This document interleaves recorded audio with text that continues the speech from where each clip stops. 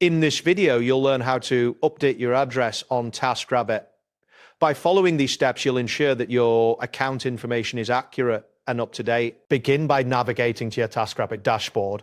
Look for the account option, which is typically located in the menu on the left side of your screen. Once you locate it, click on Account to access your account settings. After accessing your account settings, you will see various options related to your profile. Look for the section labeled Business Information. This section contains all the relevant details pertaining to your business account. Once you're in the Business Information section, scroll down to find the Address section. Here, you will see your current address displayed. To make changes, click on the Edit button associated with the Address section. This action will allow you to modify your address details. Now enter your new address in the provided fields.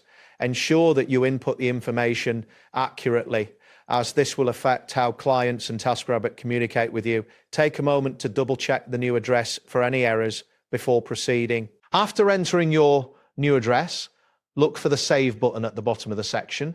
Click Save to confirm the changes. You should see a confirmation message indicating that your address has been successfully updated. If you do not see this message, double check to ensure that all fields were filled out correctly. That's it for this tutorial. Thanks for watching and see you in the next one.